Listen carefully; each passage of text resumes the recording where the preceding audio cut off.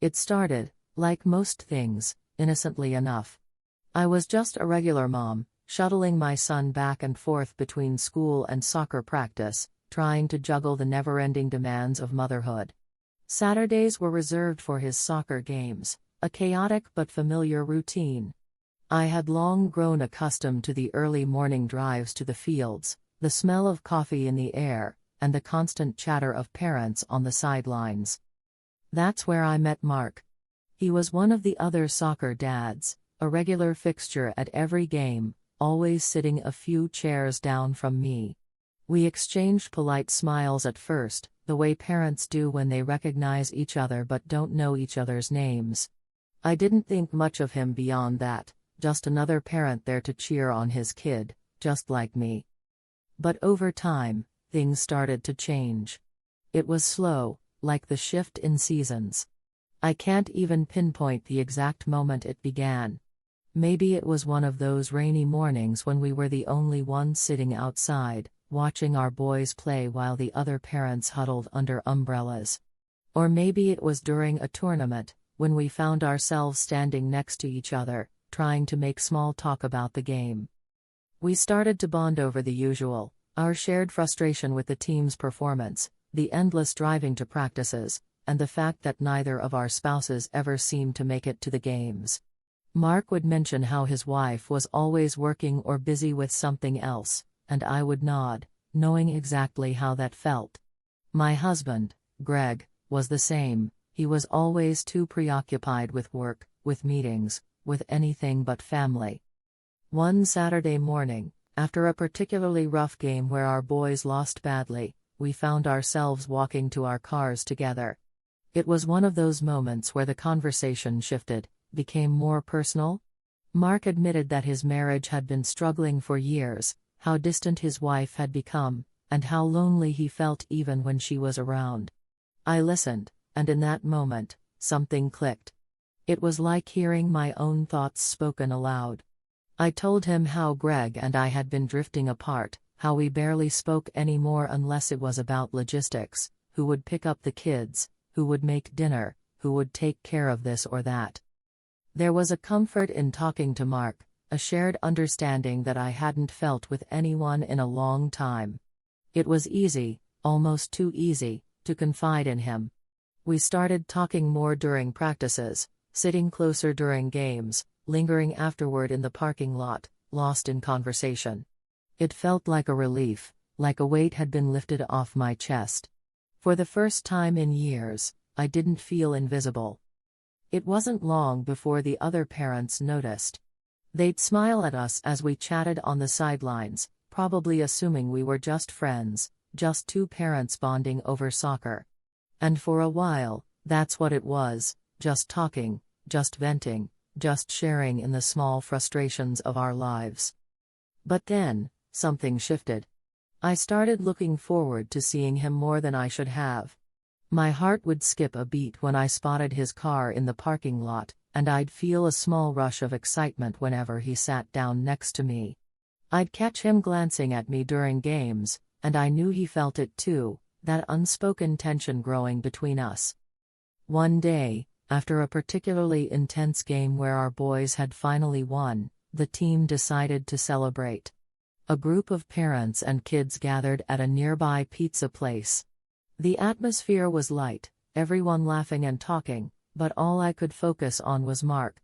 We sat across from each other at the table, our kids lost in their own conversations, and for the first time, I allowed myself to really look at him.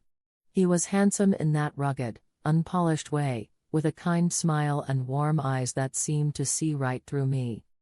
As the night wore on, we found ourselves alone at the bar, the other parents having left or moved to different tables. The conversation flowed effortlessly, as it always did with him, but this time, there was an undercurrent of something more. Something dangerous. Mark leaned in slightly, his voice low, and admitted that he hadn't felt this connected to anyone in years. There was a moment of silence between us, a charged stillness that felt like it could either pass or change everything. I didn't respond right away, but my heart was racing. I knew what was happening, and I knew it wasn't innocent anymore. It was heading toward a line that, once crossed, we couldn't come back from. I should have stopped it. I should have said something, but I didn't. Later that evening, after most of the crowd had cleared out and the kids were playing outside, Mark asked if I wanted to go for a walk. It was dark, the parking lot nearly empty, and the air between us felt thick with unspoken words. We walked in silence at first, but the tension was palpable. I could feel the warmth of his arm as it brushed against mine, and every step we took together felt like we were walking toward something inevitable. We ended up near the soccer field, the place where it all started. Standing there in the darkness, under the glow of the streetlights, it felt surreal, like we had stepped out of our lives and into some kind of dream. I knew this was the moment, the tipping point. And instead of walking away, I stayed. Mark turned to face me, his eyes searching mine for some kind of confirmation, and I gave it to him. In that moment, all of the guilt, the rational thoughts about my marriage, about Greg, about the kids, it all faded into the background. All that mattered was how I felt, how Mark made me feel. Alive. Seen. Wanted. He leaned in, and before I could stop myself, I kissed him. It was soft at first, tentative, like we were testing the waters. But then the kiss deepened, and all of the months of frustration, the loneliness, the longing for something more, came rushing to the surface. His hands found my waist, pulling me closer, and I responded without hesitation. It was like a dam had broken, and all of the emotions I had been suppressing came pouring out in that kiss. As we kissed, I felt his hands move lower, resting on my hips before sliding down to my thighs. I didn't pull away, I didn't want to. We were both lost in the moment, in each other. The parking lot was still, the world around us disappearing as our breaths became shallow and our bodies pressed closer together.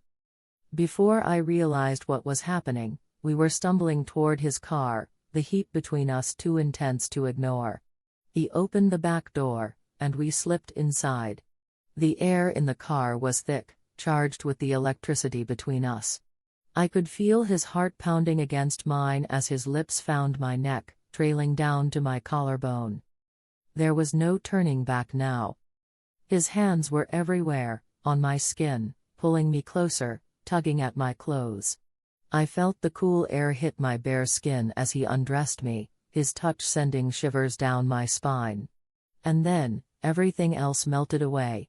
The guilt, the fear, the worry about what would happen next, it was all gone, replaced by the raw, undeniable need we had for each other. It wasn't rushed, though. Mark was gentle, his hands exploring my body like he had been waiting for this moment for years. I felt a sense of freedom I hadn't experienced in so long, like I was reclaiming a part of myself that had been lost. We moved together in the cramped space of his car, and for those moments, nothing else mattered but us. Afterward, we lay there in the quiet darkness, our bodies tangled together, both of us trying to catch our breath. I rested my head on his chest, listening to the sound of his heartbeat slowly return to normal. It should have felt wrong, it was wrong, but it didn't. In that moment, it felt like the most natural thing in the world. We stayed like that for a while, neither of us speaking, neither of us wanting to break the spell. But eventually, reality crept back in. I knew I had to go, and so did he. I got dressed, my heart heavy with the knowledge of what we had just done, but at the same time, I felt lighter than I had in years. The affair continued in the weeks that followed, the secrecy adding a thrill to every stolen moment. But beneath the excitement was the constant push and pull of guilt and desire. We would meet in quiet, hidden places, a hotel room here, a park bench there, anywhere we could be alone. And each time, the connection grew deeper. Yet as the soccer season came to an end, reality loomed over us like a storm cloud. We both knew that this couldn't go on forever. Our families, our kids, the lives we had built, everything was at risk. The affair had been an escape, a brief respite from the monotony and disappointment of our marriages, but it couldn't last. And so, When the season ended, so did we. There were no big confrontations, no dramatic goodbyes. Just a quiet understanding that we had to go back to our lives. The guilt was too heavy, the risk too great. But even as we drifted apart, I knew I would never forget what had happened between us.